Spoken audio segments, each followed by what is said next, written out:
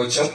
పరిశుద్ధమైన బైబిల్ గ్రంథంలో నుండి 2వ సమూయేలు గ్రంథము 15వ అధ్యాయం 8వ వచనం.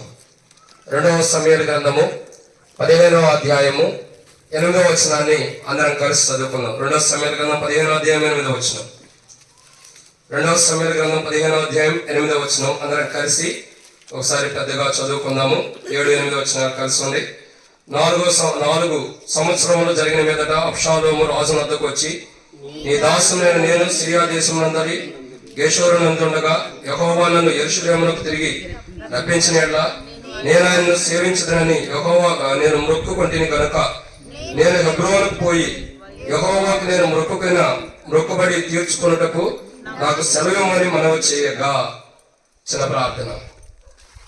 మమ్మల్ని మిత్రులకి ఎక్కువగా ప్రేమించిన ప్రియా పరలోక తండ్రి, పరిశుద్ధుడైన దేవ వందనాలు.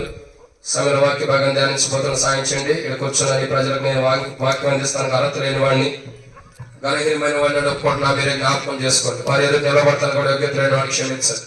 నిలబడేవాడిని నేనైనా నిలబెట్టేది మీరు, మాట్లాడేవాడిని నేనైనా మాట్లాడించేది మీరు, మాలో ఆత్మనప్పుడు ఆత్మను అభిషేకించేది మీరు. ప్రజలు మీ వారి వాక్యం మీద నన్ను ఈ ఆత్మ దాన్ని నడిపించి శత్రు సిగ్గు నీకు మహిమ తెచ్చుకోమని ఇక్కడ కూర్చున్న ఈ ప్రజలకి, గృహంలో నివసిస్తున్నటువంటి కుటుంబీకులకు మీ ఆత్మ అభిషేకం నడిపింపు దయచేసి వారితో మాట్లాడమని, నాతో కూడా మాట్లాడమని, మీకు అపజీవిత ఆలస్యమైన క్షమించమని ప్రభువైన యేసుక్రీస్తు నామమున పేరిట శ్వాసంతో ప్రార్థిస్తున్నాం తండ్రి. ఆమేన్. కాబట్టి దేవుని యొక్క వాక్యాన్ని జాగ్రత్తగా గమనించినట్లయితే ఒక మాట రాయబడుతూ వచ్చింది. ఏమని ఉంది అని అంటే 2వ సమూయేలు గ్రంథము 15వ అధ్యాయము 8వ వచనంలో ఒక మాట రాయబడుతూ వచ్చింది. 2వ సమూయేలు గ్రంథము 15వ అధ్యాయం 8వ వచనం. రాజు వద్దకు వచ్చి చివరిలో 2వ సమూయేలు గ్రంథం 15వ అధ్యాయం 8వ వచనం చివరి భాగంలో, నేను హెబ్రోనుకు పోయి యెహోవాకు నేను మొక్కుబడి తీర్చుకొనుటకు నాకు సెలవిమ్మనగా. ఇక్కడ రాయబడినటువంటి ఒక మాట ఏంటంటే, బైబిల్లో రాయబడినటువంటి మొదటి మాట అంటే మనం చూసే దాంట్లో ఏమని రాయబడుతూ ఉందంటే, హెబ్రోనుకు వెళ్ళి. ఎక్కడికి? హెబ్రోన్. ఇప్పుడు మనకి హెబ్రోన్ ఎక్కడ ఉంది? హెబ్రోన్ నర్సాపూర్లో ఉంది. హెబ్రోన్ నర్సాపూర్లో ఉంది. ఎక్కడ ఉంది అది? ఆ గృహం పేరు ఏంటంటే హెబ్రోను. ఈ గృహం పేరేంటి? హెబ్రోను. అది రాపించుకోవడం పెట్టారు. హెబ్రోన్ అంటే అర్థం ఏంటి తెలుసా? ఇంగ్లీష్ లో ఫెలోషిప్, తెలుగులో ఏమర్థము? సహవాసము. ఈ గృహం పేరు ఏంటంటే సహవాస గృహం. ఏం గృహం ఇది? సహవాస. హెబ్రోన్ అంటే సహవాస గృహం. అసలు హెబ్రోన్ లో ఏముంది అని అంటే 7 విషయాలు ఉన్నాయి. అన్ని నేను అంతసేపు చెబితే మీరు భోజనం తినేయడం కూడా షుగర్లు కూడా తక్కువ అయిపోతాయి, బీపీలు కూడా ఎక్కువైపోతాయి. కాబట్టి ఆరంభించడమే ఆలస్యమైంది. మనం చేసే పని వాక్యానికి తక్కువ, మిగతా వాటికి ఎక్కువ. కాబట్టి కొత్తగా ముగిచ్చేస్తాం. మీది కూడా అర్థం చేసుకుని రండి. మొదటిగా చూసినట్లయితే హెబ్రోను. హెబ్రోన్ అంటే సహవాస గృహం. అది దేవునితో సహవాసం, దేవుని ప్రజలతో సహవాసం. హెబ్రోన్ గురించి 7 విషయాలు చెప్పొచ్చు. హెబ్రోన్ లో ఏముందంటే 7 విషయాలు. దాంట్లో మొదటి మాట చూసినట్టు రండి. 2వ సమూయేలు గ్రంథం 15వ అధ్యాయం 8వ వచనం. 2వ సమూయేలు గ్రంథం 15వ అధ్యాయం 8వ వచనం. క్షమించండి అమ్మా. 2వ సమూయేలు 5:3. 2వ సమూయేలు గ్రంథం 5వ అధ్యాయం 3వ వచనం. 2వ సమూయేలు గ్రంథము 5వ అధ్యాయం 3వ వచనం. మరియు ఇశ్రాయేలు వారి పెద్దలందరూ హెబ్రోన్లో రాజు వద్దకు రాగా, రాజైన దావీదు హెబ్రోన్లో యెహోవా సన్నిధిని వారితో నిబంధన. మొట్టమొదటిగా హెబ్రోన్ లో ఏముంది అంటే ఏముంది? దేవుని సన్నిధి ఉంది. ఏముంది? దేవుని సన్నిధి. హెబ్రోన్ అనేది ఎలాంటిదో తెలుసా? హెబ్రోన్ ఎలాంటిదంటే దేవుని సన్నిధితో నింపబడింది. హెబ్రోన్ అంటే దేవుని సన్నిధితో నింపబడింది. అది సహజమైనటువంటిది కాదు. హెబ్రోన్ అంటే సహజమైనది కాదు. ఇది అక్క. హెబ్రోన్ అంటే ఎలాంటిదంటే సహజమైనది కాదు. అది ఎలాంటిది? దేవుని సన్నిధితో నింపబడినది. హెబ్రోన్ అంటే దేవుని సన్నిధితో నింపబడింది. దేవుని సన్నిధి అంటే ఏంటి తెలుసా? మోషే అంటాడు, నిర్గమాకాండం 33:14 చూసినట్టయితే మోషే అంటాడు, నీ సన్నిధి మాత్రం నేను మమ్మల్ని తీసుకెళ్ళవద్దు. దేవుని సన్నిధి దేవుని తెలుసా? దేవుని సన్నిధి ఎందుకంటే మనం కాపాడటానికి, మన శత్రువులు మన దగ్గర రాకుండా మనం కాపాడేది, శత్రువులు అంచివేసేది, శత్రువులు దూరం చేసేది, ఏ శత్రువు కూడా మన దగ్గర సమీపించుకోకుండా కాపాడేటటువంటిది. అది దేవుని సన్నిధి అంటే. ఏది? మన శత్రువులు ఎవరు మన దగ్గరికి రాకుండా, ఎవరు మనం సమీపించుకోకుండా, ఏ శత్రు కార్యాలు మన మీద జరగకోకుండా, ఏ దుష్టుల కార్యాలు మన మీద జరగకోకుండా కాపాడేదే హెబ్రోన్ అంటే. హెబ్రోన్ అంటే అలాంటిదే, కాపాడేది. దేవుని సన్నిధి గురించి మోషే అంటాడు కదా, నిర్గమకాండం 33:14 అంటాడు, అయ్యో నీ సన్నిధి మాత్రమే కదా మమ్మల్ని తీసుకెళ్ళవద్దు.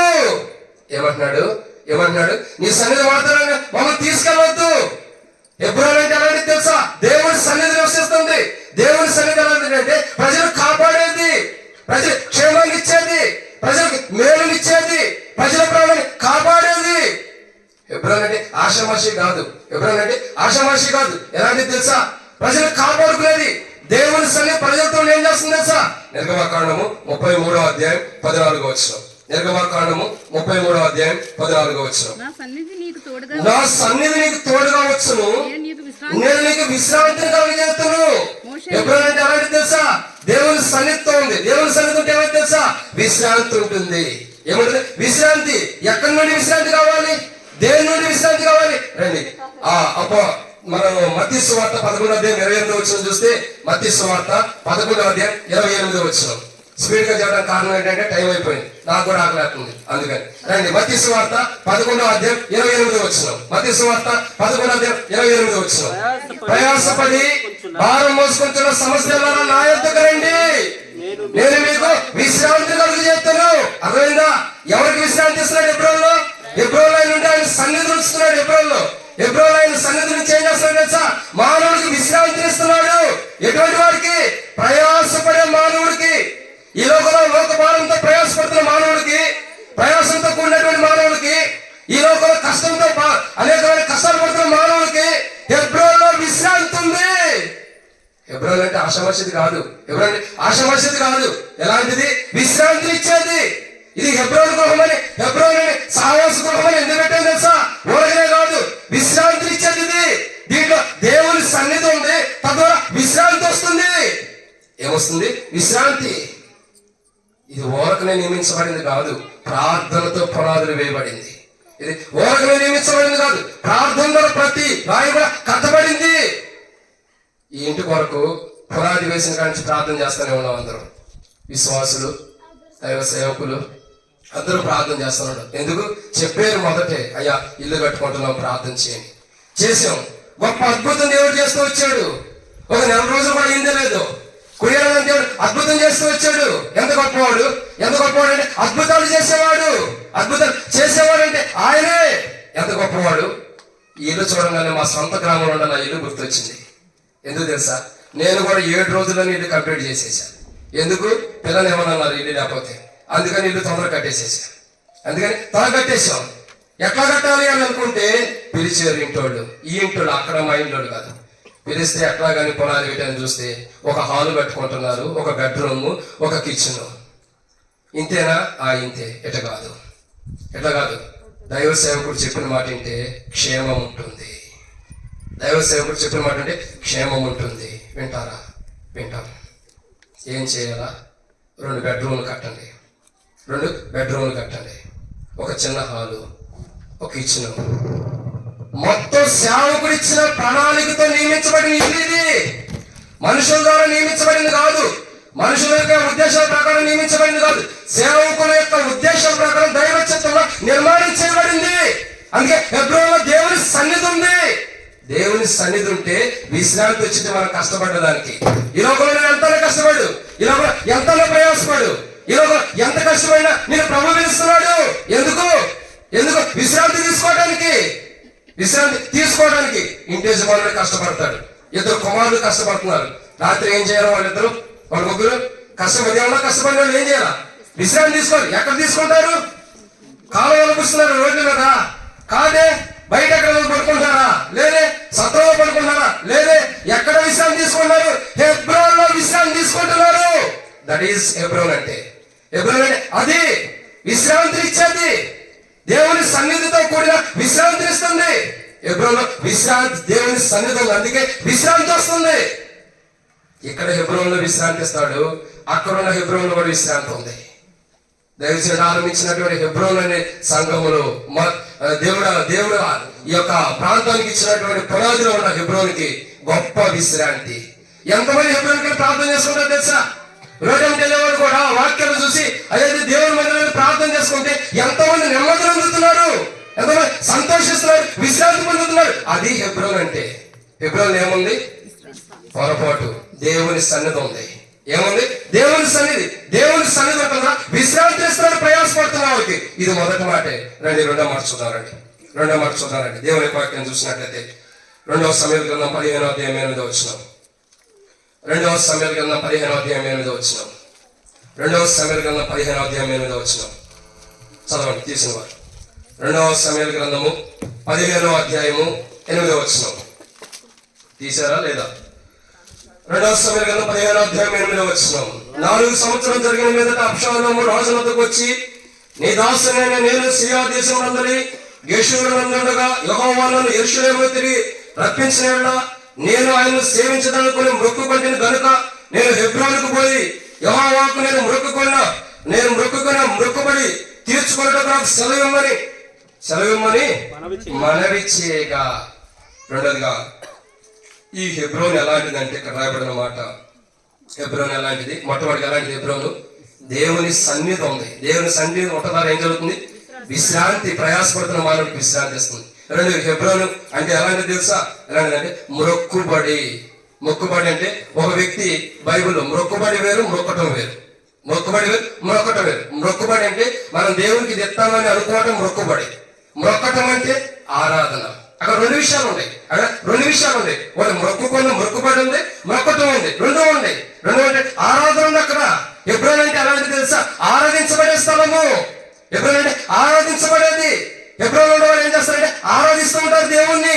హెబ్రోన్ దేవుణ్ణి ఆరాధిస్తూ ఉంటారు. ఖాళీగా కూర్చోరు, సమయాన్ని వ్యర్థపరచుకోరు, కాలాన్ని నష్టపరుచుకోరు. టీవీలు, సినిమాలు, సీరియల్స్ అని ఏవి పెట్టుకుని వ్యర్థంగా సమయాన్ని నష్టపరుచుకునేవాడు కాదు. హెబ్రోన్ అంటే ఎలాంటిదంటే ఆరాధించబడే స్థలము. హెబ్రోన్ ఉన్నవాడు ఏం చేస్తాడు? ఆరాధిస్తాడు. హెబ్రోన్ ఉన్న వ్యక్తి ఆరాధన చేస్తాడే కానీ దేవునికి మహిమకరంగా ఉంటాడు కానీ ఖాళీ కూర్చోడు, కానీ ఉండడు. హెబ్రోన్ అంటే ఎలాంటి తెలుసా? ఆరాధించేటటువంటి స్థలము. ఒక వ్యక్తి ఆరాధించుకోవడానికి ఉపయోగపడే స్థలము. వాళ్ళకని హెబ్రోన్ అని పేరు పెట్టలా. ప్రయాసపడిన మనుషుడికి ఏమిస్తున్నాడు? విశ్రాంతి ఇస్తున్నాడు దేవుని సన్నిధిలో. అది హెబ్రోన్ అంటే. రెండోది హెబ్రోన్ అంటే ఏంటిది? అది ఆరాధించబడే స్థలం ఇది. ఏమంటే ఆరాధించబడే స్థలం ఇది. దేవుని మహిమపరిచే స్థలం ఇది. దేవుని గణపరిచే స్థలం ఇది. దేవుని స్తుతించే స్థలం ఇది. దేవుని నామాన్ని గణపరిచి మహిమపరిచే స్థలం ఇది. హెబ్రోన్ అంటే ఆషామాషి కాదు. ఎలాంటిది? ఇది దేవుని ఆరాధించే స్థలం. ఒక హెబ్రోన్ సావాసంలోనే దేవుని ఎలా ఆరాధించాలో నేర్చుకోగలుగుతారు. ఎందుకంటే ఆరాధనకు ప్రత్యేకమైన సమయం ఉంటుంది. ఆరాధన ఎలా చేయాలో నేర్చుకుంటారు. ఆరాధించబడే స్థలం అది.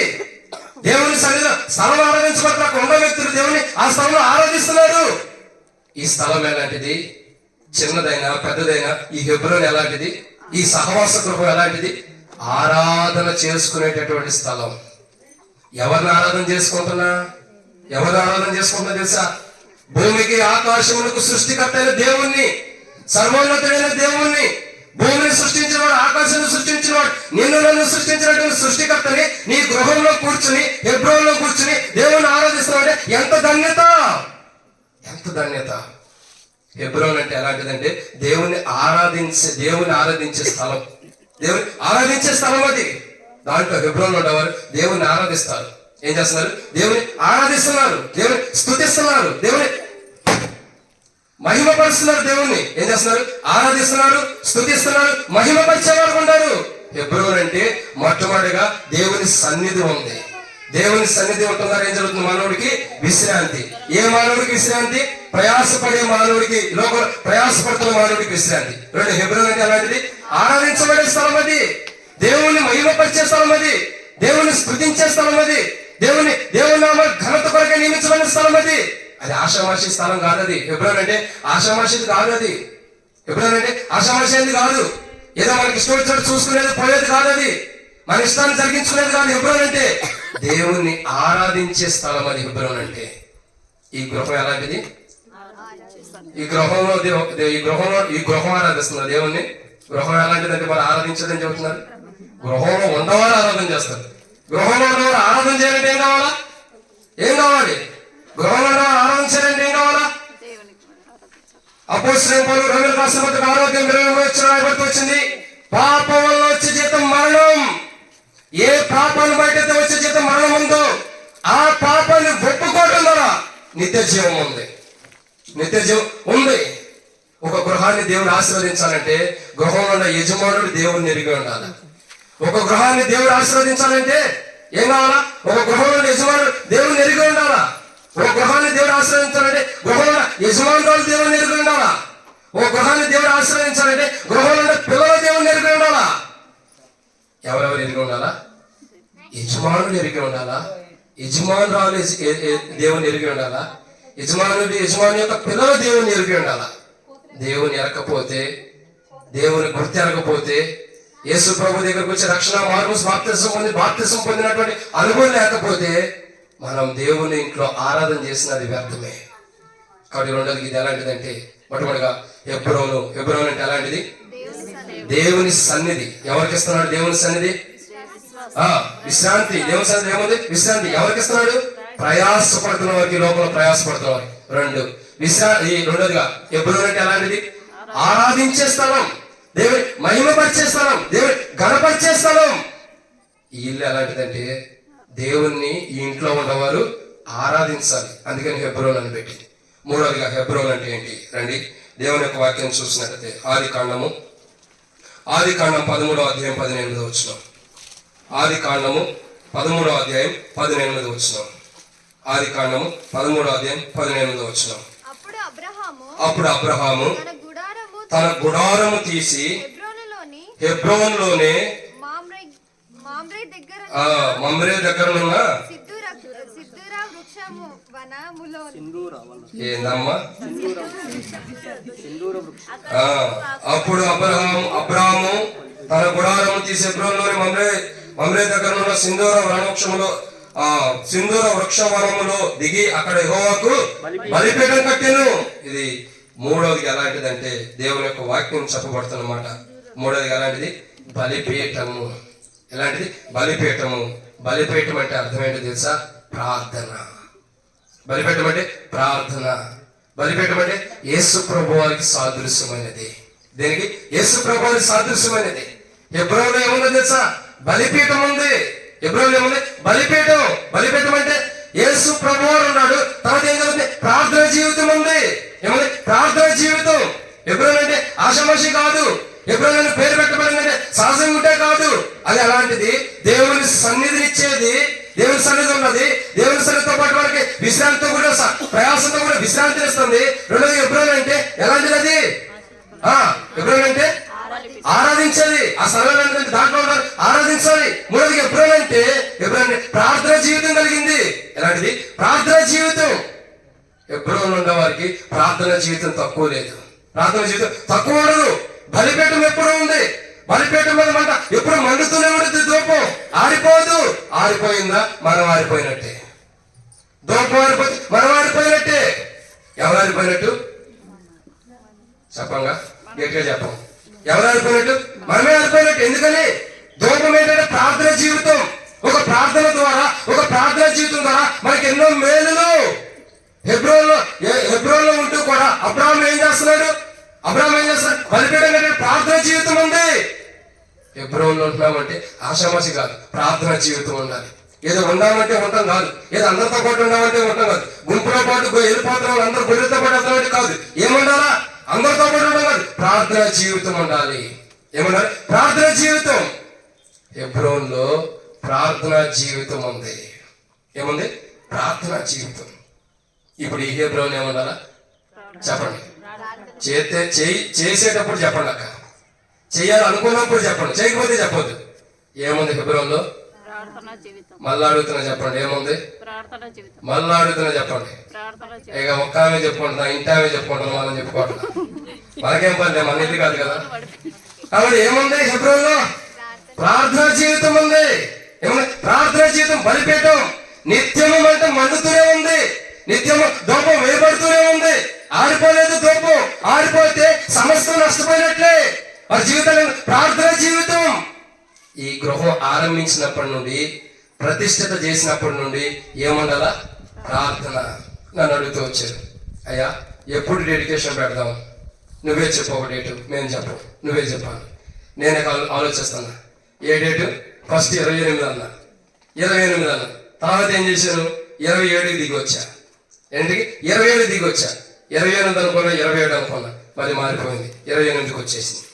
28 అది ఎందుకు వచ్చింది? నేను ఆత్మను ఇంకోలో తెలుసు, ఇంకెవరికి తెలియదు. 28కి వచ్చింది. ఎందుకు? దైవ సంకల్పం. కాబట్టి ఇక్కడ అర్థం చేసుకోవాల్సిన విషయం తెలుసా? ప్రార్థనా జీవితం. దేవుడు మనకి ఇచ్చిన గృహంలో, దేవుడు మనకి ఇచ్చినటువంటి గృహంలో మనం ఏం చేయాలంటే విశ్రాంతి పొందాలా, మనం ఏం చేయాలంటే ఆరాధించాలా, మనం ఏం చేయాలంటే ప్రార్థన చేయాలి. ఇది హెబ్రోన్, ఇది వేరే వేరేది కాదు. ఇది హెబ్రోను. సహవాసం, ప్రార్థన జీవితంతో దేవుడితో సహవాసం కలిగి ఉంటావు. ప్రార్థన జీవితంతో దేవుడితో సహవాసం కలిగి ఉంటావు. మనుషులతో కాదు. ముసలు పెట్టుకోవద్దు ఇంట్లో. పనికిరాని ముచ్చట్లు పెట్టుకోవచ్చు. అక్క ఆమె ఎట్ట చేస్తుంది అక్క, ఈయన ఎట్ట చేస్తున్నాడు అక్క, ఈ పనికి మన ముచ్చట్లు పెట్టొద్దు ఇంట్లో. ఇది ముచ్చట్లు పెట్టుకునే ఇల్లు కాదు. ఇది ఎలాంటి ఇల్లు? ఇది హెబ్రోన్. హెబ్రోన్ అంటే దేవునితో సహవాసం చేసే గృహం. ఇది మనం ముచ్చట్లు పెట్టుకోవాలంటే బయట పెట్టుకోవటమే. బయట ఒక 2-3 కుర్చీలు వేసుకుని చక్కగా మీటింగ్లో కుర్చీలు కొనుక్కోండి. అక్క కొత్తవి కొనుక్కోండి, పాతవి కూడా లేదు.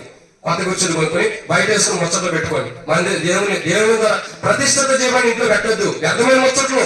ఎందుకంటే అది దేవునితో సహవాసం కలిగినటువంటి గృహం. అది సహవాస గృహము. ఎప్పుడంటే సహవాస గృహం. అది ఎవరితో సహవాసం? దేవునితో సహవాసం కలిగినటువంటి గృహం. ఆ గృహంలో ఏముండాలా? విశ్రాంతి ఉండాలి మనం. ఆ గృహంలో ఏముండాలా? ఆరాధన ఉండాలి. ఆ గృహంలో ఏముండాలా? ప్రార్థన ఉండాలి. బలిపీఠం అంటే దేవునితో సహవాసం. అది ఇది ఓరకనే పెట్టబడిన పేరు కాదు. అది దేవునితో సహవాసం. ముచ్చట్లు ఏమైనా ఆడబెట్టుకోవాలా? ఇప్పుడు మనం ఏడ కూర్చున్నాం ఆడబెట్టుకోవాలి. ఇప్పుడు ఏడ కూర్చున్నాం ఆడబెట్టుకోవాలి. ఇప్పుడు ఏడ కూర్చున్నాం అంటే రేపు మందిరంలోకి వచ్చి ఏడ కూర్చున్నా ఆడబెట్టుకోవద్దు. ఇప్పుడు ప్రజలు ఏడ కూర్చున్నా ఆడ ముచ్చట్లు పెట్టుకోవాలి. దేవుని ఇంట్లో, ప్రతిష్ఠిత చేయబడి ఇంట్లో ముసలిమ ముచ్చట్లు వ్యర్థమైన ఉండకూడదు. ఎందుకు తెలుసా? బైబిల్ ఒక మాట ఉంది. 2 వ్యక్తులు మలాకి గ్రంథము 3వ అధ్యాయంలో చూస్తే ఒక మాట అంటాడు దేవుడు. చూడండి, మలాకి గ్రంథము 3వ అధ్యాయం. మలాకి గ్రంథం 3వ అధ్యాయం. మలాకి గ్రంథం 3వ అధ్యాయం 16వ వచనం. అప్పుడు యెహోవా యందు భయభక్తులు గలవారు ఒకరితో ఒకరు మాట్లాడుకొనుచుండగా యెహోవా చెవియొగ్గి. అదవుతుందండి. దేవుని సన్నిధి, దేవుని సహవాసం ఉన్న ప్రదేశంలో దేవుని భక్తులు కలిసి మాట్లాడుకుంటే దేవుడు ఏం చేస్తున్నాడు? చెవియొగ్గి ఆలకిస్తున్నాడు. ఇప్పుడు ఎవరెవరు మాట్లాడుకోవాలా ఇంట్లో? కాదక ఎవరెవరు మాట్లాడుకోవాలి? ఎవరిద్దరు? రవన్న, తర్వాత నయోమక్క, ఇంకా 3 పిల్లలు. మీరందరూ ఏం చేయాలా? దేవుని సన్నిధిలో ప్రార్థన అనే విధానంలో మాట్లాడుకుంటూ ఉంటే దేవుడు చెవికి ఆలకిస్తాడు. మీలో ఎవరు ప్రార్థన చేయకుండా నాన్నగారిని అత్తగారిని అనుకున్నారు అనుకో, ఏమి ఆలకించడు దేవుడు కూడా. ఇంటి యజమానుడు నాది కాదనుకున్నా, నేను ప్రార్థన కాదనుకున్నా, యజమానుడు నాకు కాదన్నా, పిల్లలు నాదేమందరూ నాకు కాదనుకున్నా, ఎవరు ప్రార్థన చేయకపోయినా ఆయన చెవికి ఆలకించడు. అందరూ మోకాళ్ళు ఉంచాల్సిందే, అందరూ ప్రార్థన చేయాల్సిందే. ఒక ఇల్లు బాగుండాలంటే యజమానుడు బాగుండాలి. ఒక కుటుంబం కట్టబడాలంటే యజమానురాలు బాగుండాలి. ఒక ఇంటికి మంచి పేరు రావాలంటే పిల్లలు బాగుండాలి. మంచిగా జీవించాలి పిల్లలు. అప్పుడే ఇంటికి, యజమానుడికి, యజమానురాలకి, ఇంటికి మంచి పేరు వస్తుంది. తల్లిదండ్రులు ఏమో మంచి వాళ్ళని, పిల్లలు దొంగలు దోచుకుని వారు ఏంటి ఎట్టుండేది? అవమానం కాదు. అది రాకూడదంటే దేవుని దగ్గర సహవాసం ఉండాలి, దేవునితో ప్రార్థనా జీవితం ఉండాలి. 3వ మాట హెబ్రోన్ అంటే ఎలాంటిది? హెబ్రోన్ అంటే ప్రార్థనా జీవితం కలిగింది. ప్రార్థన బలిపీఠం, ప్రార్థన ఉండాలి. 4వదిగా హెబ్రోన్ అంటే చూడాలండి. యెహోషువ 2వ సమూయేలు గ్రంథము 21 క్షమించండి, యెహోషువ గ్రంథం 21వ అధ్యాయం 13వ వచనం. యెహోషువ గ్రంథము 21వ అధ్యాయం 13వ వచనం. యెహోషువ గ్రంథము 21వ అధ్యాయము 13వ వచనం. హెబ్రోన్ అంటే అలాంటిది. యెహోషువ గ్రంథం 21వ అధ్యాయం 13వ వచనం. 21వ అధ్యాయము 13వ వచనం. 21వ అధ్యాయం యెహోషువ గ్రంథం 13వ వచనం. యాజకుడైన అహరోను సంతానపు వారికి, వారు నరహంతకునికి ఆశ్రయపట్నమైన హెబ్రోనును దాని పొలమును, లెబ్నానును దాని పొలమును, యత్తీరును దాని పొలమును. తర్వాత మనకు అవసరం లేదండి. ఏమని రాయబడుతూ వచ్చింది? హెబ్రోన్ అంటే ఎలాంటిదంటే నాలుగోదిగా ఆశ్రయ దుర్గము. ఎలాంటిది? ఆశ్రయమైనది. హెబ్రోన్ అంటే ఊరకనే ఉండదు కాదు, ఇది ఆశ్రయమైనది. హెబ్రోన్ అంటే ఎలాంటిది? ఆశ్రయ దుర్గము. ఒక రకంగా చెప్పండి, ఆశ్రయమైనది. ఎటువంటి ఆశ్రయ దుర్గము? ఎటువంటి ఆశ్రయ దుర్గం అంటే రండి యెషయా గ్రంథం 26వ అధ్యాయం, యెషయా గ్రంథం 26వ అధ్యాయం చూసినట్లయితే ఎటువంటి ఆశ్రయ దుర్గము మనం చూస్తున్నాం. యెషయా గ్రంథము 26వ అధ్యాయం ఎటువంటి ఆశ్రయ దుర్గము? 4వ వచనం. యెషయా గ్రంథం 26వ అధ్యాయం 4వ వచనం. యెహోవాయే నిత్యాశ్రయమైన వాడు. నిత్యాశ్రయ దుర్గము. ఎటువంటి ఆశ్రయ దుర్గం తెలుసా? ఎటువంటి ఆశ్రయ దుర్గం అంటే నిత్యాశ్రయమైన వాడు. ఎటువంటి నిత్యాశ్రయమైన వాడు. ఎటువంటి దుర్గముగా ఉన్నాడు అంటే నిత్యము ఆశ్రయ దుర్గముగా ఉంటున్నాడు. ఒక రోజు ఉండాయని కాదు, ఒక గడి ఉండాయని కాదు, ఒక పోటు ఉండాయని కాదు, నిత్యము ఇంట్లో నివసించినంత కాలం కూడా నిత్యాశ్రయ దుర్గముగా ఉంటున్నాడు. ఆయన నిత్యం ఆశ్రయ దుర్గంగా ఉన్నాడు. ఎప్పటి వరకు ఉంటున్నాడు? ఎప్పటి వరకు ఉంటున్నాడు? ఒక రోజుతో కాదు, ఒక గడియతో కాదు, నిత్యము నీకు ఆ ఇల్లు ఉన్నంత వరకు నువ్వు ఆ ఇంట్లో నివసించినంత కాలం ఆశ్రయ దుర్గముగా ఉంటున్నాడు. హెబ్రోన్లో ఏముంది? దేవుడు ఆశ్రయ దుర్గముగా ఉన్నాడు. హెబ్రోన్లో ఏం చేస్తున్నాడు? దేవుడు ఆశ్రయ దుర్గం ఉంటూ వస్తున్నాడు. అంటే ఏదైనా కష్టం వస్తే, ఏదైనా బాధ వస్తే, ఏదైనా దుఃఖం వస్తే, ఏదైనా చెప్పుకోలేని బాధ వస్తే ఎమ్మటే దేవుడు దగ్గరకు వచ్చి నేనున్నాను బిడ్డ, నువ్వు బాధపడకని ఆశ్రయ దుర్గముగా ఉంటున్నాడు. దేవుడు ఏం చేస్తున్నాడు? ఆశ్రయ దుర్గముగా. నీకు ఎవరి మీద అనుకోవచ్చు, ఎవరు నేను కాదనుకుంటారేమో, పొరపాటు. నేను నీకు ఆశ్రయ దుర్గముగా ఉండా, నేను నీకు ఆశ్రయ దుర్గముగా ఉండా. అందరూ నిన్ను విడిచిపెట్టినా దావీదుని ఎంతమంది విడిచిపెట్టలా? 2వ సమూయేలు గ్రంథంలో మనం చూస్తే, 2వ సమూయేలు గ్రంథంలో చూస్తే దావీదు యొక్క చరిత్ర చూడండి. ఎంతో మంది దావీదు యొక్క జీవిత చరిత్ర మనం చూసినట్లయితే ఎంతో మంది ఎన్నో విషయాలు కనబడుతూ వస్తున్నాయి. కానీ దావీదు యొక్క చరిత్ర చూస్తే 1వ సమూయేలు గ్రంథం 30వ అధ్యాయంలో చూస్తే దావీదు చరిత్ర ఏమంది? సొంత వారే దావీదుని చంపాలనుకుంటున్నారు. ఎందుకంటే అందరూ లేదు, వెళ్ళిపోయారు. అటువంటి స్థితిలో ఉన్నప్పుడు, అందరినీ దోషులు పోయినప్పుడు ఎట్లా ఉన్నాడు? ఒంటరిగా ఉన్నాడు. ఒంటరిగా దేవుడు విడిచిపెట్టాడా? తన దేవుడైన యెహోవాను బట్టి ఏం చేస్తున్నాడు? దావీదు ధైర్యం తెచ్చుకునేవాడుకున్నాడు. చూడండి 30వ అధ్యాయము 1వ సమూయేలు గ్రంథం 6వ వచనం చివరిలో చూస్తే తన దేవుడైన యెహోవాను బట్టి ధైర్యం తెచ్చుకునేను. దేవుడు ఎలాంటి వాడు తెలుసా? హెబ్రోన్లో ఉన్న దేవుడు ఎలాంటి వాడు తెలుసా? హెబ్రోన్ వాసి అయిన దేవుడు ఎలాంటి వాడు తెలుసా? ధైర్యాన్ని ఇచ్చేవాడు. ఆశ్రయ దుర్గం కూడా ధైర్యాన్ని ఇస్తాడు. నువ్వు దేని బట్టి భయపడతావు, దేని బట్టి భయంలో ఉండవు, దేని బట్టి భయపడుతూ ఇప్పటికే భయపడుతూ జీవిస్తున్నావు, ఆ విషయంలో నీకు ఆశ్రయ దుర్గం ఉండి నీకు ధైర్యాన్ని ఇచ్చేవాడు. ఎంత గొప్ప దేవుడు చూసారా? మనకు ఆశ్రయ దుర్గముగా ఆపద వచ్చింది ప్రభా అని ఆయన దగ్గరికి వెళ్ళంగానే మనకు ఆశ్రయ దుర్గంగా ఉండి మనల్ని ఆదరిస్తూ ఏం చేస్తున్నాడు? ఆయన ధైర్యపరుస్తున్నాడు. ఎంత గొప్ప దేవుడు మనకి ఆశ్రయ దుర్గంగా ఉన్నాడు. చూడండి ఎంత గొప్ప దేవుడు ఆశ్రయ దుర్గంగా ఉన్నాడు. ఎప్పుడోనంటే ఆశ్రయ దుర్గం. నా జీవితంలో కూడా నాకు వచ్చే ప్రతి కష్టంలో, అది నా పుట్టినింటి కాడ ఉన్నప్పుడు కానీ, సేవ చేసే దినాలు కానీ, ఇక్కడికి వచ్చినప్పుడు కూడా ప్రతి కష్టం నేను హెబ్రోన్కి వెళ్ళి చెప్పుకునేవాడిని. మనుషులు చెప్పడానికి అర్థం ఉపయోగం లేదు. హెబ్రోన్కి వెళ్ళేవాడిని, పులిపీఠ దగ్గర కూర్చునేవాడిని, మోకాళ్ళ నుంచి ప్రార్థన చేసేవాడిని. ప్రభా, ఇది పరిస్థితి, ఇలా ఉంది, నన్ను ఆదరించు, సహాయం చేయి. నాకు ఏ రోజు కూడా హెబ్రోన్ పులిపీఠ దగ్గర చేసిన ప్రార్థన దేవుడు వినకోకుండా నా ప్రార్థన. నా కష్టాల్లో, నా బాధలో, నా దుఃఖాల్లో, నా వేదనలో, చివరికి నేను సేవకు వచ్చే విషయంలో కూడా, చివరికి నేను రక్షించబడిన దినాల్లో కూడా ప్రతి సందర్భంలో హెబ్రోన్లో ప్రార్థన చేసుకునేవాడిని. ప్రతి ప్రార్థన ఉన్నాడు. ఏ రోజు కూడా నేను త్రోసివేలు పెట్టాలా. ప్రతి ప్రార్థన ఆశ్రయ దుర్గము. ఎటువంటి వాడు? ఆశ్రయ దుర్గము. అందరూ కాదన్నా, అందరూ మనం త్రోసివేసిన, అందరూ మన మీద నిందించిన, అందరూ మన మీద ఎన్నో అనుకున్నా దేవుడు ఆశ్రయ దుర్గము. ఆయన విడిచిపెట్టడు. కాబట్టి ఈ గృహం ఎలాంటిదంటే ఆశ్రయ గృహము. హెబ్రోన్ సహవాసం అంటే దేవుణ్ణి ఆశ్రయించినప్పుడు దేవుని సహవాసం మీకు వచ్చి నిత్యాశ్రయ దుర్గముగా దేవుడు అంటాడు. ఎటువంటి గృహం ఇది? హెబ్రోన్ అంటే ఆశ్రయ దుర్గం. ఇది ఆశ్రయ దుర్గము. హెబ్రోన్ ఏముందంటే ఆశ్రయం ఉంది. ఒక నరహత్య చేసిన వాడైనా, ఒక వ్యభిచారైనా, ఒక దొంగైనా, ఒక మోసగాడైనా, ఒక పాపాత్ముడైనా కాపాడబడేది ఆశ్రయదుర్గమే. తన జీవితంలో వచ్చే తీర్పు నుండి తప్పించబడాలంటే, తీర్పు నుండి కాపాడబడాలంటే హెబ్రోనే ఆశ్రయదుర్గము. ఎటువంటి ఆశ్రయదుర్గము? నిత్యాశ్రయమైన దుర్గము. ఎటువంటి వాడైనా నిత్యాశ్రయ దుర్గం అంటే ఎప్పుడు ఆశ్రయదుర్గమే. నువ్వు ఎప్పుడు వచ్చినా నువ్వు నా దగ్గరికి రావద్దు అనడు.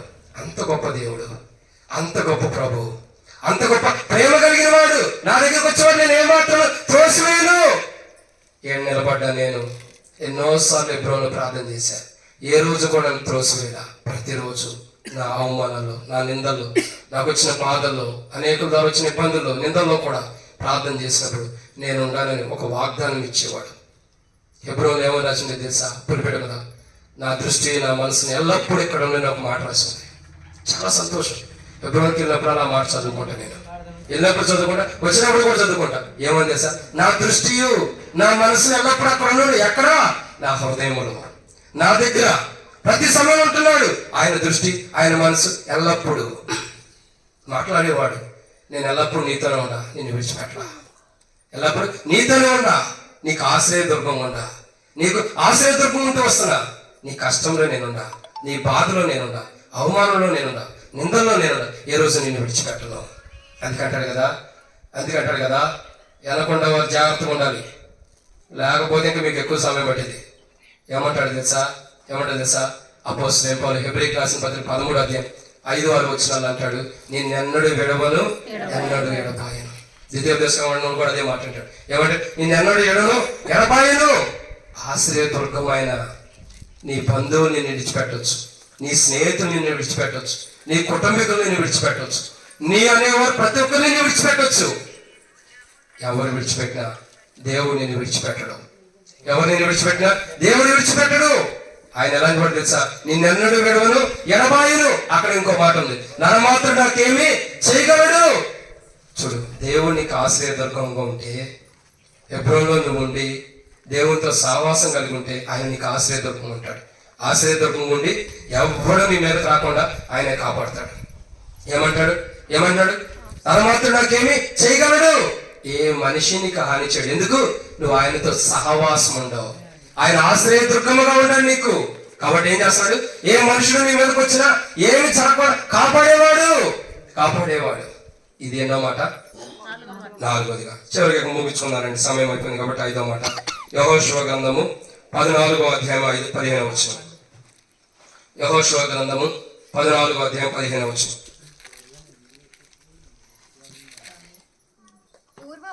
పూర్వము హెబ్రోను పేరు కిర్యత్ అర్బా. దాని తర్వాత చదువులేమా? గొప్పవాడు అప్పుడు దేశం లేకుండా నెమ్మదిగా ఉండేది. కాబట్టి ఏముందట? నెమ్మది. హెబ్రోన్లో ఏముంది? నెమ్మది ఉంది. ఏముంది? నెమ్మది. ఈ లోకం మొత్తం కలవరంతో ఉండొచ్చు. యోహాను సువార్త 14:20 రాబడుతూ వచ్చింది. ఏమంటే నేను శాంతి అనుగ్రహించి వచ్చున్నాను, నా శాంతిని మీకు అనుగ్రహిస్తున్నాను, లోకం ఇచ్చినట్టు నేను ఇవ్వట్లేదు అన్నాడు. మీ హృదయం కలవరపడనీయకుడి, వెరవనీయకుడి అన్నాడు. లోకంలో ఏముంది? కలవరం ఉంది. ఏముంది? కలవరం. ప్రతి దాంట్లో కలవరమే. ఇంట్లో నుంచి బయటకు వెళ్ళిన వ్యక్తి లోపలికి వస్తాడో లేదో తెలియదు. కలవరం. ఇంట్లో ఉన్న పిల్లలు బయటకు వెళ్తే లోపల తిరిగి వస్తాడో లేదో కలవరం. ఎందుకు? పిల్లలు సరిగ్గా ఉంటారుగా, ఏదో పిచ్చి పని చేస్తారు, ఎవరో చేత కొట్టించుకుంటారేమో భయం. ఇంకా యజమానుడు బయటకు వెళ్తే భయం, తాగి వచ్చి అక్కడ గొడవ తీసుకొస్తాడని. యజమానులు బయటకు వెళ్తే భయం, ఎవరితో ముసలమ్మ ముచ్చట్లు వేసుకుని గొడవ తెచ్చిద్దానని. ఎన్నెన్ని భయాలు, ఎన్నెన్ని కలవరాలు, ఎన్నో కలవరాలతో ఉంటాం. మనకు ఎట్లుండిద్దంటే మనకు నెమ్మదే లేనటువంటి స్థితిలో మనం ఉంటాం. ఎట్లా? నెమ్మదే లేదు. కలవరం, ఓదానంతోటి బాధలు, ఇబ్బందులు, కష్టాలు ఎన్నెన్నో. ఒకదాన్ని పట్టుకుంటూ వదులుకుంటూ ఇంకొకటి. ఎన్ని పరిస్థితులు ఎదురైనా ఆయన నీకు నెమ్మది ఇవ్వడానికి గృహాన్ని ఇచ్చింది. ఎందుకు ఇచ్చాడు? నెమ్మది ఇవ్వడానికి. ఊరకని గృహం ఇవ్వడా? ఇది ఊరకని పెట్టింది కాదు. ఇది ఎలాంటి గృహం? ఇది నెమ్మది ఇచ్చే గృహం. ఇది హెబ్రోన్ అంటే దేవునితో సహవాసం ఉంటుందా? ఏం జరుగుతుంది? నెమ్మది వస్తుంది. ఇప్పుడు వరకు నెమ్మది లేదా? ఇప్పుడు వరకు కలవరంతో ఉన్నావా? ఇప్పుడు వరకు మానసికమైన భేదంతో నీలో నీవే కృంగిపోయి ఏడుస్తూ ఉన్నావా? అయితే కుమార్తె గమనించు, ఈ రోజు నుంచి నీకు దేవుడు ఒక నెమ్మది ఇవ్వబోతున్నాడు. ఇది నమ్మితే సత్యము, నమ్మకపోతే అసత్యంగానే ఉండేది. ఎలాంటిది? సత్యము. నువ్వు నమ్ము. ఒక మాట అంటాడు ప్రభు, నీవు నమ్మిన ఎడలా దేవుని మహిమను చూస్తావు. నువ్వు నమ్మితే చాలు. ఈ రోజు నుంచి నాకు కలవరం పోయింది, ఈ గృహాన్ని ఇచ్చింది నా కలవరం తీసేయడానికి. ఈ రోజు నుంచి నాకు నాలో భయం పోతుంది, ఈ గృహాన్ని ఇచ్చింది భయం తీసేయడానికి. నాలో ఉన్నటువంటి బాధ పోతుంది, ఈ గృహం ఇచ్చింది అది తీసేయడానికి. దేవుడు నీకు నెమ్మదినిస్తాడు. హెబ్రోన్లో ఏముంది? నెమ్మది ఉంది. ఎక్కడా దొరకని నెమ్మది నీకు ఇస్తాడు దేవుడు. క్రీస్తులో నెమ్మదిస్తాడు. ఎక్కడిస్తున్నాడు? క్రీస్తులో. క్రీస్తులో దాచబడిన నెమ్మది నీకు అనుగ్రహిస్తాడు దేవుడు. ఎప్పుడు? హెబ్రోన్లో ఉన్నప్పుడు. ఎక్కడ? హెబ్రోన్ అంటే ఏంటి? సహవాసం. హెబ్రోన్లో ఏముందంటే నెమ్మది. హెబ్రోన్ అంటే ఏంటి? ఒకసారి మీకు అందరూ తెలకపోతే అక్కడ పోస్టర్ కూడా అంటించు, చూడండి. సహవాసం. హెబ్రోన్ అంటే సహవాసం. కాబట్టి ఏముంది? హెబ్రోన్ అంటే సహవాసం. ఎవరితో? దేవునితో. దేవునితో సహవాసం ఉంటే నెమ్మది వస్తుంది మనకి. ఏమొస్తుంది? నెమ్మది. ఈ రోజున మనుషులకి ఎందుకు నెమ్మది లేదు తెలుసా? మనుషులకి ఎందుకు నెమ్మది లేదు తెలుసా? ఎందుకు కలవరాలతో ఉన్నారు తెలుసా? ఎందుకు బాధలతో ఉన్నారు తెలుసా? కేవలం దేవునితో సహవాసం లేకపోబట్టే. చాలా మంది అంటారు, బ్రదర్ సరే నేనంటే దేవుళ్ళకి రాను, మా భార్య మందిరానికి వచ్చింది కదా, మరి మాకెందుకు నెమ్మది లేదు? మాకెందుకు నెమ్మది లేదు? నీ భార్య తినిద్దా? అందరికి పెడుతుందా? ప్లేట్లో తినేటప్పుడు ఆమన్నం ఆమె తినిద్ది. ఆమెకు ఎంత రావాలో ఎంత కావాలో అంతే తినిద్ది. తను తినేది పక్కకు పెట్టుకోదుగా. పిల్లలు వచ్చినా పెట్టిన వాళ్ళు వేసుకు తినిద్ది. ఎందుకని? తన సమృద్ధి తను చూసుకునేది. ఎవరిది వాళ్ళదే అది. కాబట్టి జాగ్రత్త. నెమ్మది కావాలంటే కుటుంబంగా దేవుని మందిరానికి వెళ్ళాలి. నెమ్మది ఉండాలంటే ఏం కావాలా? దేవుని మందిరానికి కుటుంబంగా వెళ్ళాలి. ఎవరో ఒకళ్ళు వెళ్తున్నారని నెమ్మది వచ్చిందంటే కుదరదు. ఎలా ఉండాలా? అందరూ కుటుంబంగా దేవుని మందిరానికి వెళ్తే నెమ్మదినిస్తాడు దేవుడు. ఎందుకు? ఎక్కడ ఇద్దరు ముగ్గురు కూడి ఉంటారు, వారి మధ్యలో నేను ఉంటానన్నాడు. కుటుంబంగా మీరు మందిరానికి వెళ్తే మీ మధ్యలో ప్రభు అంటాడు, మీకు ఏం కావాలో చూస్తాడు, మీకు కావాల్సిన నెమ్మది కూడా ప్రవేశిస్తాడు.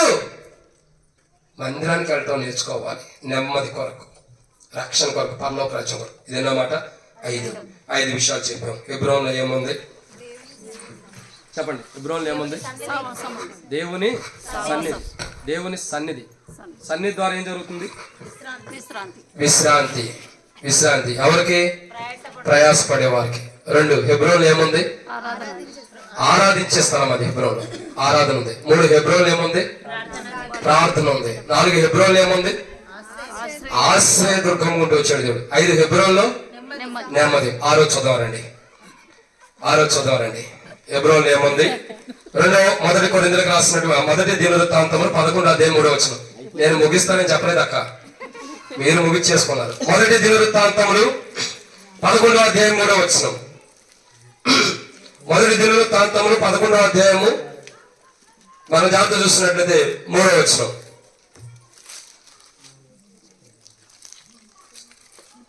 11:3. ఇశ్రాయేలీయులు పెద్దలందరూ హెబ్రోన్లో ఉన్న రాజు వద్దకు రాగా దావీదు హెబ్రోన్లో యెహోవా సన్నిధిలో వారితో నిబంధన చేసెను. అప్పుడు వారు సమూయేలు ద్వారా యెహోవా సెలవిచ్చిన ప్రకారము దావీదును ఇశ్రాయేలు మీద రాజుగా అభిషేకం చేసిరి. కాబట్టి ఇదన్నమాట 6. 6వదిగా హెబ్రోన్లో ఏముంటుందంటే రాజులు ఉంటున్నారు, రాజులు నివసిస్తున్నారు. ఎవరు నివసిస్తున్నారు? రాజులు.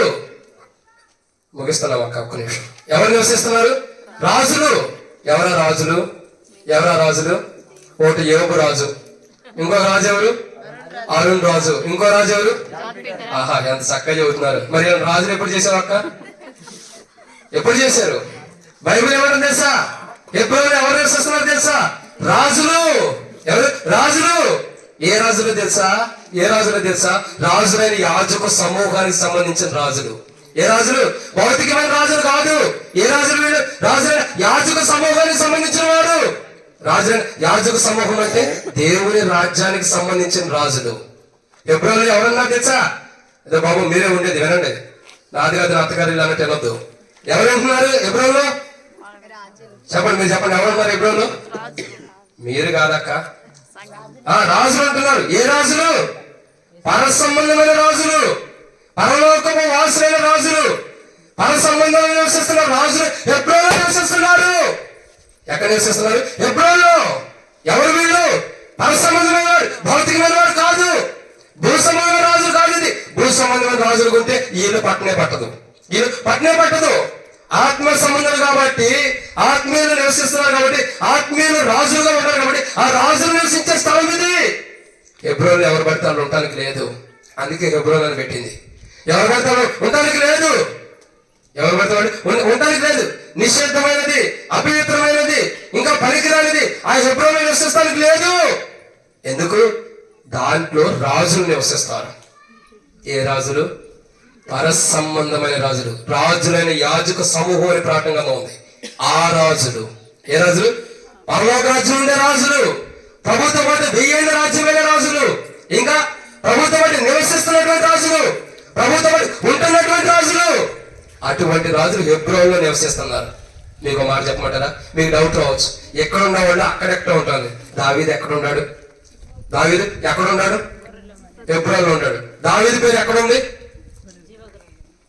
జీవగ్రంథం ఉంది. ఎక్కడ? పరలోకంలో. ఏమంటాడు? ప్రాణులను చూసినట్టయితే అబ్రహాము కుమారుడైన దావీదు కుమారుడు, దావీదు యొక్క వేరు చిగురు. ఏమంటాడు? దావీదు యొక్క వేరు చిగురు. ఎక్కడికి వెళ్ళాడు దావీదు? దావీదు ఎక్కడికి వెళ్ళాడు? పరలోకంలో తన పేరు ఉంది. దావీదు ఎక్కడ ఉన్నాడు? పరలోకంలో. హెబ్రోన్లో ఉండేవారు ఎవరు? రాజులు. ఎక్కడ ఉంటారు వాళ్ళు? ఇది హెబ్రోనే, కానీ ఎక్కడ ఉన్నారు వాళ్ళు? హెబ్రోన్లో ఉన్న రాజులు ఎక్కడ ఉన్నారు? పరలోకంలో. హెబ్రోన్ అంటే రాజులు నివసించే స్థలం. అది ఎవరు? రాజులు. రాజులు నివసిస్తున్న స్థలము హెబ్రోన్. రాజులు అక్కడ నివసించి ఏం చేస్తున్నారు? రాజులు హెబ్రోన్లో నివసించి ఏం చేస్తున్నారు? దేవునితో సహవాసం కలిగి ఉన్నారు. స్తుతించడం కాదు, తర్వాత ఏం చేస్తున్నారు? సహవాసం. హెబ్రోన్ అంటేనే సహవాసం. ఏం చేస్తున్నారు హెబ్రోన్ నుండి రాజులు? దేవునితో సహవాసం కలిగి ఉన్నారు. మనుషులతో సహవాసం లేదు, మనుషులతో సహవాసం లేదు, లోకస్తులతో సహవాసం లేదు, లోకం ఉండేవారితో సహవాసం లేదు. మరి ఎవరితో సహవాసం ఉంది? ఎవరితో? దేవునితో సహవాసం ఉంది. ఎక్కడ రాజులు? హెబ్రోన్లో నివసిస్తున్న రాజులు. ఇప్పుడు ముగ్గురు రాజుల పేర్లు చెప్పారు. నాలుగో రాజు కూడా ఉన్నాడు. మొదటి రాజే ఎవరా రాజు? రావణ. తర్వాత యోబు రాజు, తర్వాత అరుణ్ రాజు, తర్వాత జాన్పేట రాజు. ఈ ముగ్గురు రాజులు ఏం చేయాలా? నలుగురు, క్షమించండి, నలుగురు రాజులు ఏం చేయాలా? దేవునితో సహవాసం ఉండాలి. వీళ్ళ పేర్లు అక్కడ ఉండాలంటే ఏం చేయాలా? దేవునితో సహవాసం ఉండాలి, దేవునితో సహవాసం ఉండాలి. ప్రార్థన లేకపోతే, మందిరం లేకపోతే, దేవుని సన్నిధిలో గడపకపోతే ఈ హెబ్రోన్లో ఉన్న వ్యర్థమే. ఈ హెబ్రోన్లో వ్యర్థమే. అర్థమవుతుందా?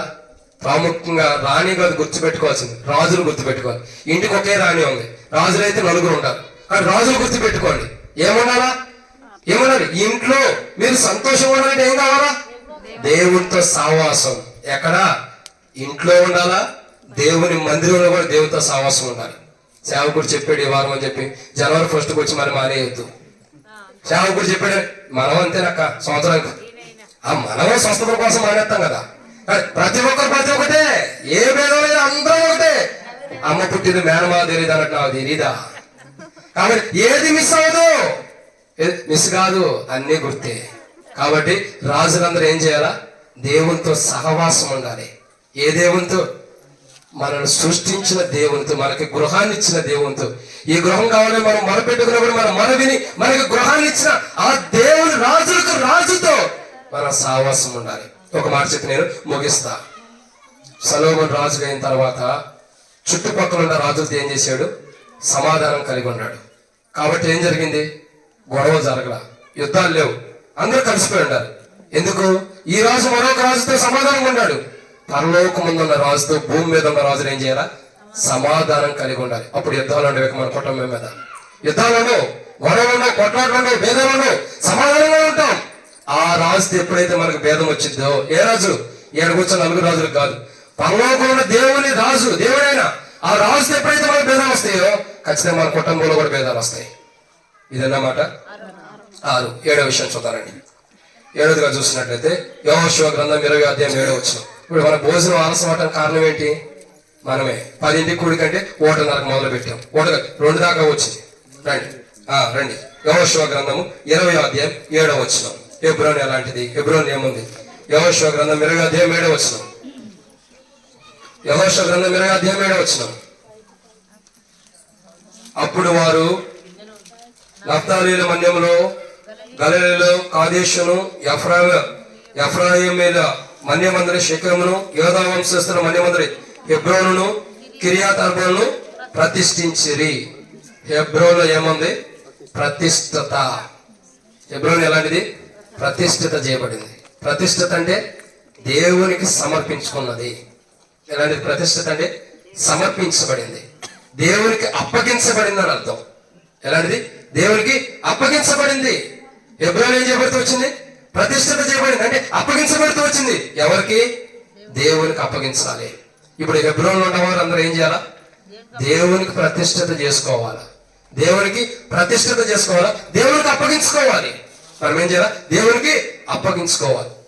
హెబ్రోన్ అంటే ప్రతిష్ఠిత.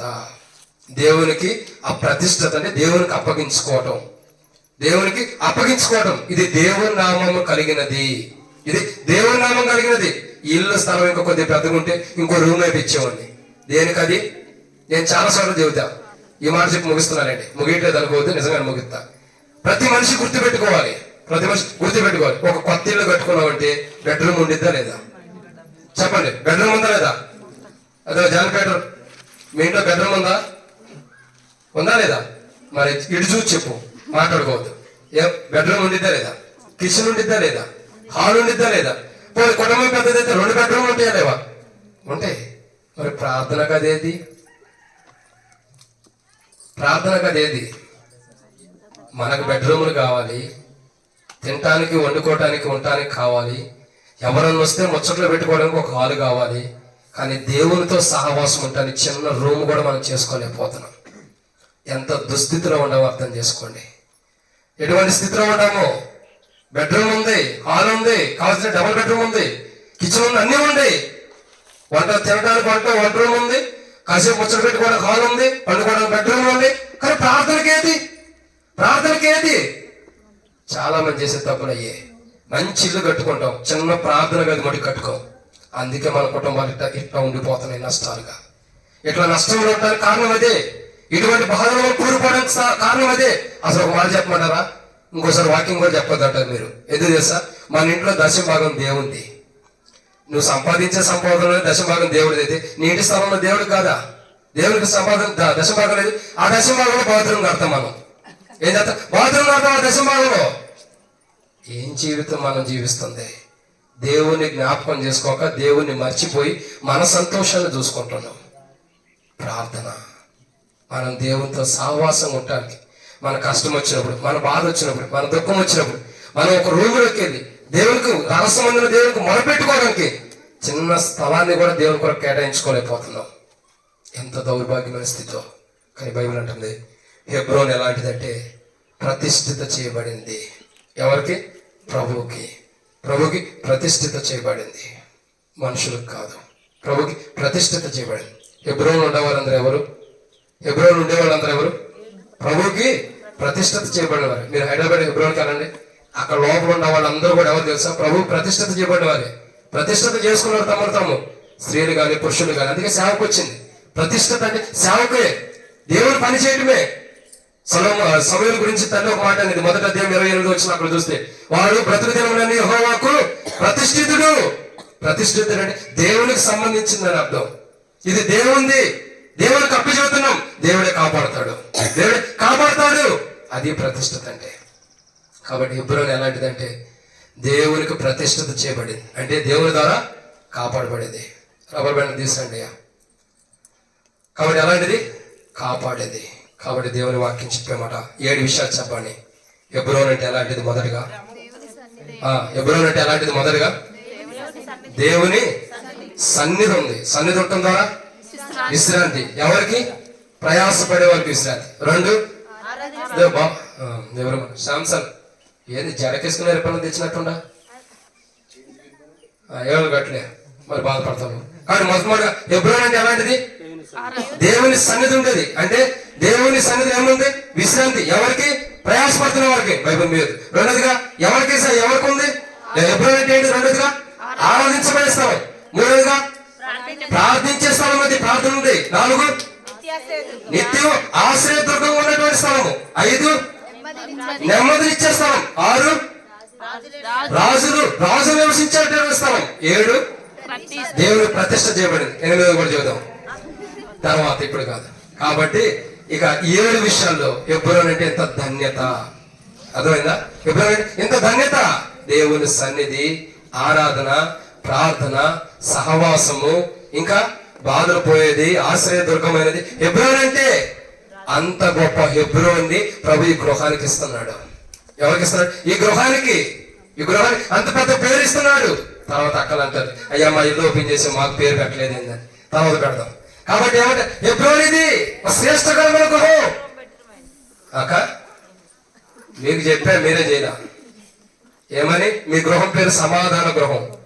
మైండ్ లో ఫీడ్ అయ్యాడు నాకు. అది పెట్టలా. అందుకే నేనే స్టిక్కర్లు తెప్పించి పెట్టేసేసాను.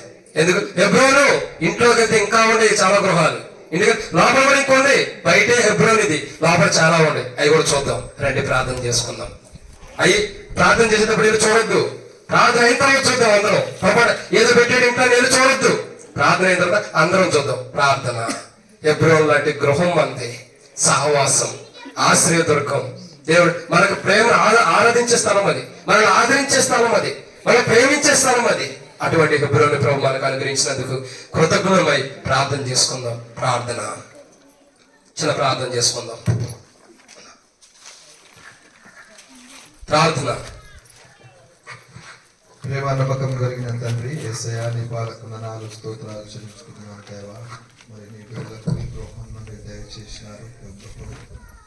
ప్రభా మరి తండ్రి ఆ గృహంలో ఏముందంటే ఎల్లవేళ ప్రార్థన జీవితాలు. ప్రభా రాజులు కలిగి ప్రార్థన జీవితం కలిగి ఉన్నారు. ప్రభా మరి తండ్రి దావీదు గిట్ట ప్రభా మరి తండ్రి ఎన్ని కష్ట నష్టాలు వచ్చినప్పటికీ నీ ప్రభా నీ వైపు చూస్తూ ధైర్యంతో ముందుకెళ్ళిట్టుగా చూస్తూ వస్తుంటున్నాను. ఏ రీతిగా ప్రభా నీ బిడ్డని గృహంలో నివసిస్తుండగా ప్రభా మరి తండ్రి నీ గురించి ఎల్లప్పుడూ నిన్ను ఆరాధించి నిన్ను పూజించే బిడ్డలుగా వారిని సిద్ధపరచండి. ఆ గృహంలో ఉంటుండగా నిత్యము శాంతి సమాధానం అనుగ్రహించమని వేడుకుంటూ వస్తుంటున్నాను. దేవా సహాయమును మీరు దయచేయండి. మీ కృప చేత దేవా మీ దాసు నిలబెట్టి మంచి ప్రభా మరి తండ్రి అమూల్యమైన మాట మీరు పలికించిన దేవా వాక్యాన్ని విని వాక్య ప్రకారం ప్రతి ఒక్కరూ వాక్య ప్రకారం జీవించుటకు నీ కృప, నీ సన్నిధి, నీ కృప దయచేయండి. మా ప్రభును రక్షకుడు మా ప్రభును యేసు నామమున వేడుకుంటున్నాం తండ్రి. ఆమేన్. గమనించండి, ఈ సమయంలో మరి మనం నిలబడి పాడుకుంటూ లోపలికి వెళ్ళి ఏవైతే రిబ్బన్లు ఉన్నాయో కట్ చేసుకుంటూ మరి డెడికేషన్ చేసుకుందాం. ప్రభు సన్నిధిలో ప్రతి రూమ్ కూడా ప్రార్థన చేద్దాం.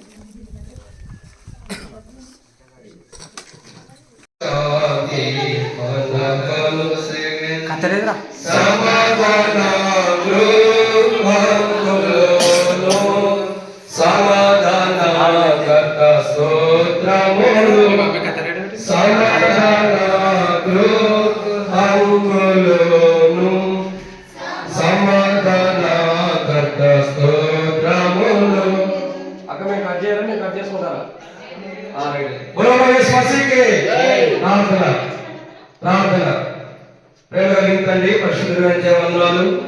ఈ గృహాన్ని నీకు ప్రతిష్ఠిత చేస్తున్నాం. హెబ్రోను సహవాస గృహము. ఈ సహవాస గృహాన్ని మీకు ప్రతిష్ఠిత చేస్తున్నాం. దీవించండి. దీంట్లో ప్రభా మరి రమణ గాని దైవమక్క గాని దేవ మరి యోబు, అరుణు, జాన్ పీటర్, ఇంకా బంధుమిత్రులు, స్నేహితులు, దైవ సేవకులు, ఎవరైతే శ్రేయకులు తోటి విశ్వాసం ఎవరైతే జీవిస్తారో ఈ స్థలం అంతా కూడా నీ మహిమతో నింపండి తండ్రి.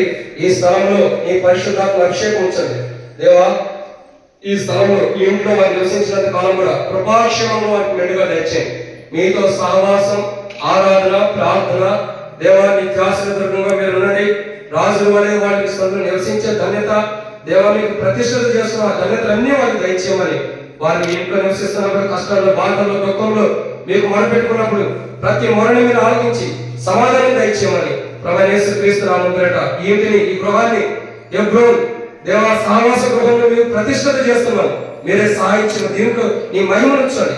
ఈ ఇంటి పైన కలుషంలో శత్రుపైన విజయాన్ని పొందిన రక్తాన్ని ప్రోక్షిస్తూ మీ రక్త ప్రోక్షణ కిందకు వస్తూ అంధకార శక్తులు బంధించండి, చీకటి శక్తులు బంధించండి. నీ మహిమని ఇంట్లో ఉంచమని, నీకు అభివృద్ధి ముందున్న సమయంలో దీవించమని ప్రభు యేసుక్రీస్తు నామమున విశ్వాసంతో ప్రార్థిస్తున్నాము తండ్రి. ఆమేన్. సమాధాన గృహంబులో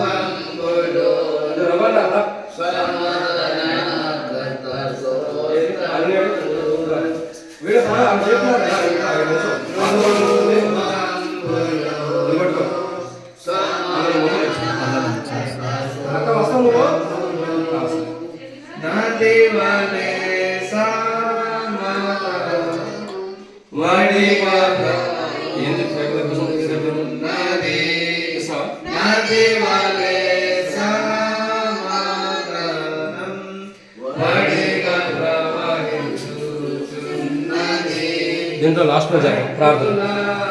ఫస్ట్ స్టార్ట్ చేసి వచ్చిన తర్వాత ప్రార్థన చేస్తాం అరే ఫస్ట్ దానికి ఇది చేసిన తర్వాత డబ్బు ఇచ్చిన పెట్టు.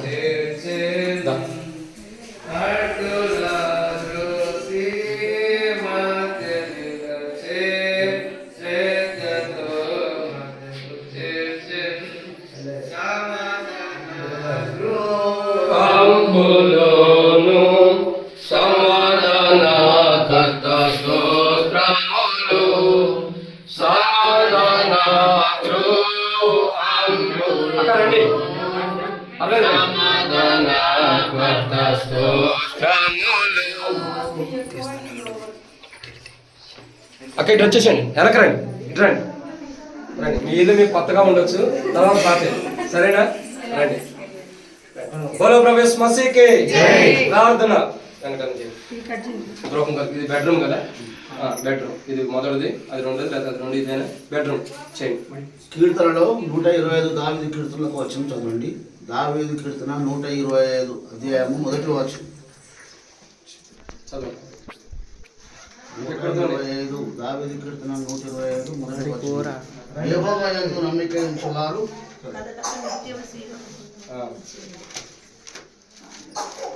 25 మొదటి. యెహోవాను నమ్మికుంచువారు కథలకు నిత్యం సీయోను కొండవలె ప్రార్థన. తండ్రి జీవం గల ప్రభా, ఈ యొక్క గృహమునకు ప్రభా మన ప్రతిష్టత కలిగి ఉంటున్నాం ప్రభా. ఈ కార్యక్రమం ప్రభా నీవిచ్చింది దేవా. మరి భూమి నీది, ఆకాశము, సముద్రము సమస్తము నీవి, ప్రజలము నీ వాళ్ళం ప్రభా, మేము నీ వారం ప్రభా. కానీ నీ యందు ప్రభా, యెహోవా యందు నమ్మకం ఉంచువారు కదలక సీయోను కొండవలె ఉంటారని మీరు దావీదు కీర్తనలో మాట్లాడినారు ప్రభా. ఈ రవి నహేం కుటుంబం మీరు ఆశీర్వదించండి, దీవించండి. వారి సంతానమును ఆశీర్వదించండి. వారికి ఇచ్చినటువంటి గృహంలో దేవా మీరుండి నివసించులాగా సాయం చేయండి. ప్రతి విషయంలో ఈ గృహంకు శాంతి సమాధానం అనుగ్రహించమని యేసుక్రీస్తు నామమున ప్రార్థించి వేడుకొనుచున్నాం తండ్రి. తండ్రి పరిశుద్ధమైన దేవాలయాన్ని గృహాన్ని మీకు ఈ యొక్క బెడ్రూమ్ మీకు ప్రతిష్ఠిత చేస్తున్నాం, దీవించండి.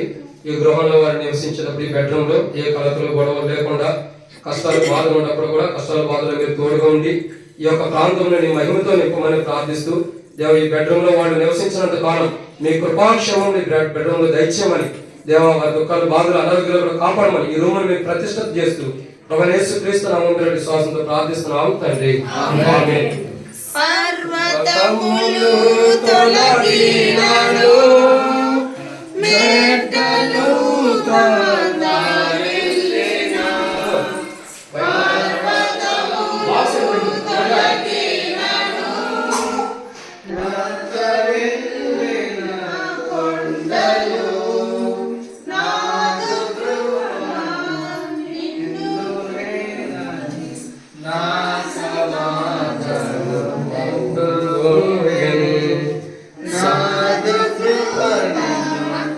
విడువగలను నా సమాధానము ప్రభువే.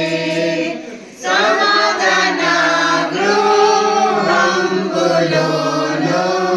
సమాధాన కర్త స్తోత్రములు. ప్రార్థన ఇది కిచెన్ కదా అక్క, కిచెన్ కొరకు చేయండి. చేయండి. ప్రేమ నమ్మకం కలిగిన తండ్రి పాలు వందనాలు స్తోత్రాలు చెల్లించుకుంటున్నాం. ఆశపడి ఆశ కలిగినప్పుడు గృహం కావాలన్నప్పుడు ప్రభావం ప్రార్థన చేసినట్టు వందనాలు తండ్రి. ఆయన మరి కిచెన్ హాల్ ప్రభావం ప్రార్థన చేసుకోండి. మీ బిడ్డలు కావాల్సిన ప్రతిదీ ప్రభావం ఏ కొరత లేకుండా మరి ప్రతి అవసరతలు అందులోనే వస్తాయి కాబట్టి ఏ కొరత లేకుండా నీ బిడ్డలు వంట కావాల్సిన ప్రతిదీ దేవాని నామం అడిగినప్పుడు ప్రతిదీ మీరు అనుగ్రహించండి. ఇదే రీతిగా ప్రభా మరి ఆత్మీయంగాను ఆర్థికంగాను అనేక రకాలుగా మీరు దీవించి మీరే మహిమ ఘనత పొందండి. మా ప్రభువు రక్షణ యేసయ్య నామమున ఈ ప్రార్థన కలిగి వేడుకొనుచున్నాము తండ్రి. ఆమేన్. సమాధానము సమాధానకర్త స్తోత్రములు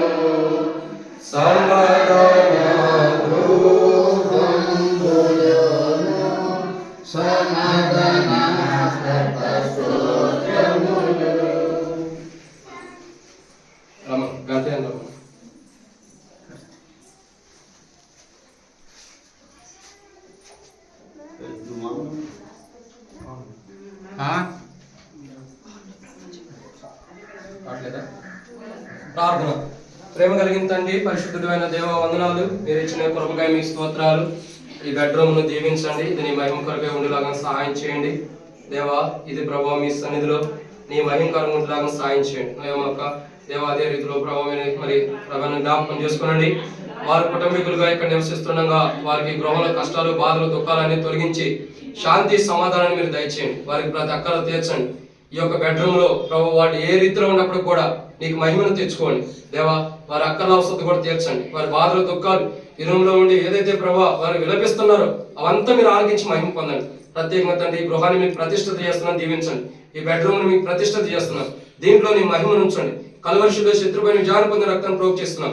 మీ రక్త ప్రోక్షణ కిందకు వస్తుండగా మీరే గొప్ప కార్యం జరిగించమని ఈ బెడ్రూమ్ ఎంతో నీకు మహిమకరంగా వాడుకోమని ప్రార్థిస్తూ దేవా, దీని ద్వారా నీవు అనేకమైన మేలులు పొందమని ప్రార్థన చేసుకుంటూ ఇక్కడ చేయబడే ప్రతి ప్రార్థనలు మీరు ఆలకించి సమాధానం తెచ్చండి. ఈ రూమ్ అంతటి పైన కల్వరిశిలో శత్రుపైన జారిపోయిన రక్తాన్ని ప్రోక్షిస్తూ మీ రక్త ప్రోక్షణ కిందకు వస్తూ హెబ్రోన్ యొక్క సావాసం ఈ రూమ్ లో అనుగ్రహించండి. హెబ్రోన్ ప్రతిష్ఠించినట్టు దీన్ని ప్రతిష్ఠితున్న సహాయం చేయమని దేవా. హెబ్రోన్ రాజులు ఉండేట రాజులుగా ఉండేవాడు మీ సన్నిధిలో గడిపే ధన్యతనిమ్మని ప్రభు యేసుక్రీస్తు నామమున ప్రతి శ్వాసంతో ప్రార్థిస్తున్నాము తండ్రి.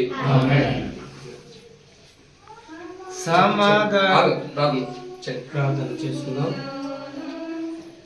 మహాపరిశుద్ధుడైన తండ్రి, ప్రేమ నమ్మకం కలిగినటువంటి ప్రియ పరలోకపు నాయన వందనాలు, స్తోత్రాలు, కృతజ్ఞతాస్తుతులు చెల్లిస్తున్నాం. ఇంత గొప్ప దేవుడు ఉన్నవాడు నాయన, నీవు ఉన్నవాడు కనుకనే మేము ఎప్పుడు నీ దగ్గర ఉండాలని, నీ ఉండే స్థలంలో మేము ఉండలాగున నీ ప్రియమైన కుమారుని యేసుక్రీస్తుని ఈ లోకానికి పంపించిన విధానం కొరకే స్తోత్రాలు చెల్లిస్తున్నాం తండ్రి. నాయన ఈ యొక్క రూమును తండ్రి ప్రతిష్టం చేస్తుండగా ఈ రూము బెతెస్దా అనబడినటువంటి దాసు ద్వారా పలికిన మాట కొరకే స్తోత్రాలు చెల్లిస్తున్నాం తండ్రి. ఈ రూమును, ఈ గృహమునే దీవించండి, ఆశీర్వదించండి. నయోమి, రవి, ఆయన యోబు, అరుణ్, జాన్ పీటరు నివసిస్తుండగా బంధువులు, రక్త సంబంధులు, అనేకులు దైవ సేవకులు కూడా నిన్ను స్తుతించడానికి, ఆరాధించడానికి ఈ గృహంలో ప్రతిష్ఠ చేస్తున్నాం తండ్రి. దీవించి ఆశీర్వదించండి, సంతోషం అనుగ్రహించండి, ఎలాంటి కలహం లేకుండా సహాయాన్ని అనుగ్రహించమని సమస్తము నీకే స్తుతి స్తోత్రాలు వందనాలు చెల్లించుకుంటూ వచ్చిన బిడ్డలందరినీ దీవించుమని యేసుక్రీస్తు నామములో ప్రార్థించి అడిగి వేడుకొనుచుంటున్నాము పరలోకపు కన్న తండ్రి. ఆమేన్. గమనించండి, ఈ రూమ్ పేరు బెతస్దా. బెతస్దా అంటే ఎప్పుడు నీటి ఓట కూర్చుండేది కాబట్టి ఇది బెతస్దా. ఫస్ట్ డెడికేషన్ చేసింది కానా. ఇది చూసిన కిచెన్ అయితే యెహోవా ఈరే. టోటల్ గా ఇంటి పేరు ఏం పేరు? హెబ్రోన్. బెతస్దా కాదు, బెతస్దా గురించి కూర్చోవాలి, వర్తమానం చెప్పాలి. సమాధాన గృహంబులో సమాధానకర్త స్తోత్రములు, సమాధాన గృహంబులోను సమాధాన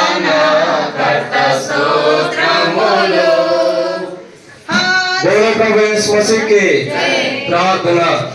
ఇది హాలు, దీని కొరకు మరి ఆదిరాన్ని ప్రార్థన చేస్తాడు.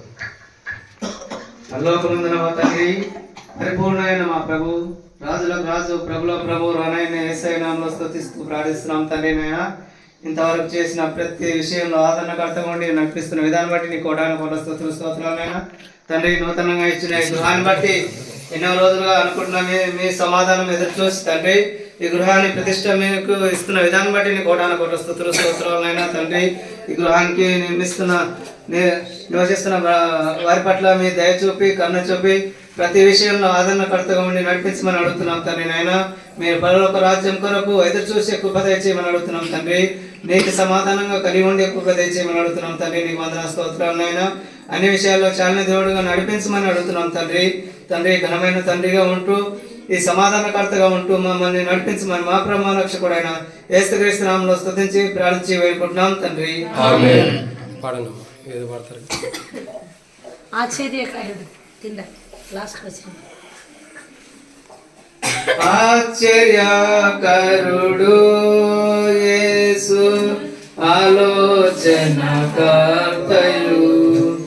ఆశ్చర్యకరుడు యేసు ఆలోచనకర్తయు,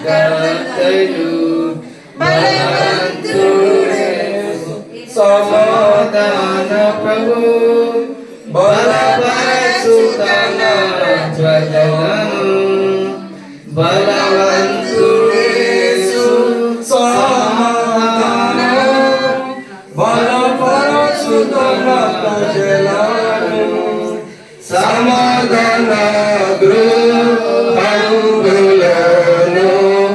సమాధాన కర్త స్తోత్రములు, సమాధాన గృహంబులను,